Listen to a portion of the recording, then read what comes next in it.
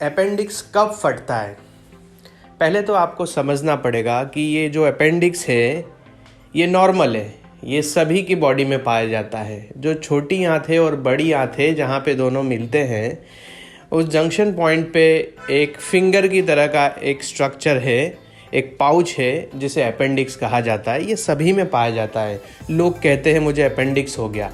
Appendix तो सबको होता है, अपेंडिक्स प्रॉब्लम नहीं है।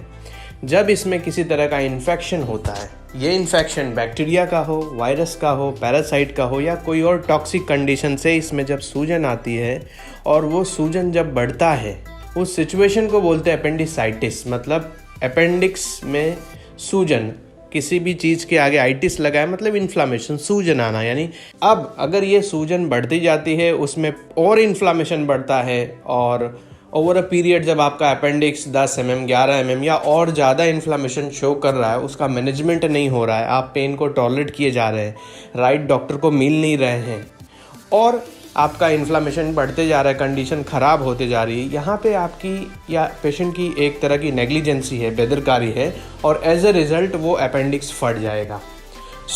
आपको अगर पेन है राइट साइड एब्डोमेन में, लोअर पोर्शन में, तो आप समझिए कि वो अपेंडिक्स हो सकता है। इसलिए एक सोनोग्राफी कराइए, एक अच्छे डॉक्टर के गाइडेंस में जाइए और यदि अपेंडिक्स है तो उसका प्रॉपर इलाज कराइए। जब भी किसी पेशेंट को अपेंडिसाइटिस के होने का संभावना हो तो उसके लक्षण क्या होंगे? अपेंडिसाइटिस में जो लक्षण होते हैं वो कुछ इस तरह से होंगे कि आपको एकदम से सडन एब्डोमेन पेन शुरू होगा, नाभि के आसपास से शुरू हो सकता है और राइट साइड के लोअर एब्डोमेन तक जाता है। ये जो दर्द होता है जब आप वॉक करेंगे, खांसेंगे या मूवमेंट होगा तो ये पेन थोड़ा बढ़ जाएगा।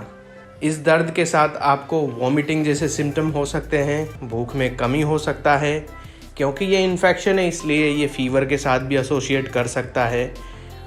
कुछ केसेस में कॉन्स्टिपेशन या डायरिया जैसे भी समस्याएं देखने को मिलती है। अगर माइल्ड लेवल पे होगा तो गैस्ट्रिक डिस्टर्बेंस, गैस्ट्राइटिस या गैस जैसी समस्या भी देखने को मिलेगी। अगर इस चीज़ का एडवांस स्टेज है और पेशेंट एकदम लापरवाह हो रहे हैं तो पेशेंट कोलैप्स भी हो सकते हैं अपेंडिक्स के फटने से। अपेंडिसाइटिस या अपेंडिक्स पे सूजन आने का कारण क्या है? देखिए, अपेंडिसाइटिस 2 शब्दों से बना है, अपेंडिक्स और आइटिस। अपेंडिक्स का मतलब है जो वो स्ट्रक्चर है उसका नाम है अपेंडिक्स। किसी भी शब्द के आगे आइटिस लगा है मतलब उसमें इन्फ्लामेशन है। मेडिकल टर्मिनोलॉजी में आइटिस मतलब इन्फ्लामेशन, मतलब अपेंडिक्स में इन्फ्लामेशन है, सूजन है। अब ये सूजन है कैसे? तो इसके होने के कुछ कारण हैं जो मोस्टली बैक्टीरिया ओरिजिन हो सकता है, वायरस से भी ये इन्फेक्शन हो सकता है, या पैरासाइट जिसे परजीवी बोलते हैं, पैरासिटिक इन्फेक्शन भी हो सकता है।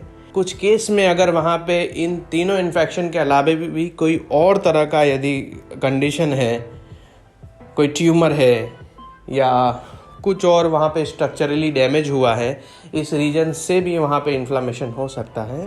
तो ये है मेन रीज़न जिससे आपको अपेंडिसाइटिस हो सकता है। क्या अपेंडिसाइटिस होम्योपैथिक मेडिसिन से बिना सर्जरी के ठीक की जा सकती है? डेफिनेटली होम्योपैथिक मेडिसिन से अपेंडिसाइटिस को बिना किसी सर्जरी के ठीक किया जा सकता है।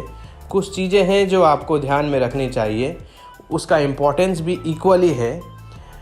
देखिए, यदि किसी पेशेंट को अपेंडिसाइटिस शो कर रहा है, सारे साइन एंड सिम्टम मिल रहे हैं, आपने रिपोर्ट कराई, यूएसजी में भी शो कर रहा है अपेंडिसाइटिस है, सबसे ज़्यादा ज़रूरी है कि आपको ये मालूम होना चाहिए इन्फ्लामेशन कितना है। इस कंडीशन को यदि आप सही होम्योपैथिक डॉक्टर से मिलते हैं जो एक्सपीरियंस है, इस तरह के केसेस को काफ़ी बार ठीक कर चुके हैं, वहाँ पे इस सिचुएशन को आप विथ मेडिसिन बिना सर्जरी रिवर्स कर सकते हैं। लेकिन यदि इन्फ्लामेशन उससे भी ज़्यादा है और कंडीशन अनबियरेबल है, इस सिचुएशन में आपको ज़्यादा रिस्क नहीं लेना चाहिए, क्योंकि यहाँ पे अपेंडिक्स फट भी सकता है। अपेंडिक्स का ट्रीटमेंट होम्योपैथी से एक एक्सपीरियंस डॉक्टर के अंडर में होना चाहिए, क्योंकि ये बहुत सेंसिटिव पॉइंट है। इसमें मैक्सिमम 24 से 48 या मैक्सिमम 72 घंटे तक केस मैनेज हो जाना चाहिए। उससे ज़्यादा केस के लिए आप ट्रायल और एरर नहीं कर सकते। इसीलिए एक जो एक्सपीरियंस डॉक्टर है जिसने इस तरह के कई सारे केसेस ठीक किए गए हैं, अप टू 10 और 11 mm का अपेंडिसाइटिस को आप होम्योपैथिक मेडिसिन से क्योर कर सकते हैं।